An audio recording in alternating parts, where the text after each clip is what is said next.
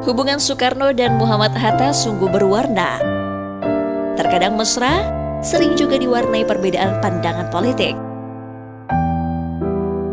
Hatta bahkan akhirnya mundur dari posisi wakil presiden tahun 1956. Namun Soekarno dan Hatta tetap saling menghormati walau tak lagi bersama. Bahkan Soekarno pernah sangat marah saat Ketua Sisi PKI D.N. Aidit membacakan naskah proklamasi saat 17 Agustus tanpa menyebut nama Hatta.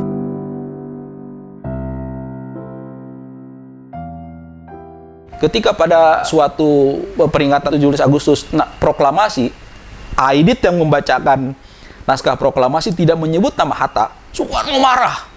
Soekarno marah sekali. Dia langsung meninggalkan tempat upacara. Setelah itu tidak lama lagi, biasanya kan dia ngobrol gitu kan. Setelah melakukan upacara, dia pergi langsung sampai di rumah.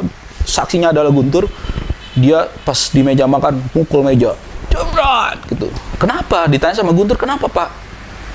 Saya memang kadang-kadang merasa jedak dengan Hatta. Dan saya kadang-kadang saling memukul dengan Hatta.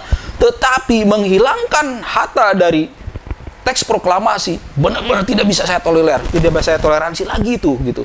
Menghilangkan nama Hatta dari teks proklamasi itu merupakan sebuah dosa bagi bangsa ini. Karena dia berjasa buat bangsa dan Soekarno itu mengakui itu gitu. Hatta tetap diakui.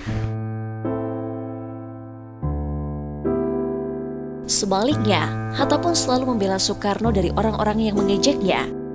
Hatta tak rela Presiden Republik Indonesia dilecehkan di luar negeri.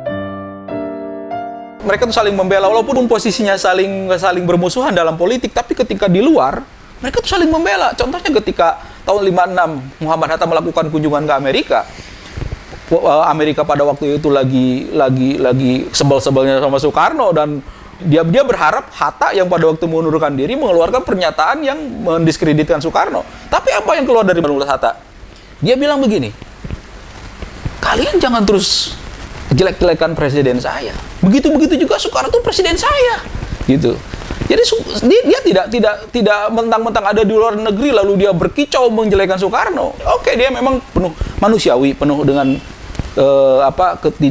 ketidaksempurnaan. Ada pendapat yang salah, ada kebijakan yang menurut dia itu salah. Tapi dia tetap presiden saya, pemimpin saya, orang yang dihormati oleh bangsa Indonesia, gitu.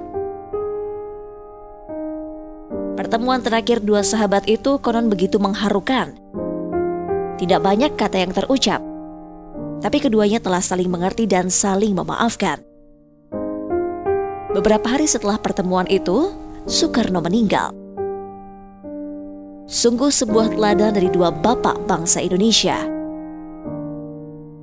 Sebuah persekawanan yang benar-benar lekat gitu ya, yang benar-benar tidak bisa dipisahkan oleh sekedar perbedaan visi politik. Sahabat tetap sahabat, politik tetap politik. Bagi mereka itu begitu. Itu yang tidak bisa ditiru oleh kita. Jarang saat ini untuk para politisi kita gitu.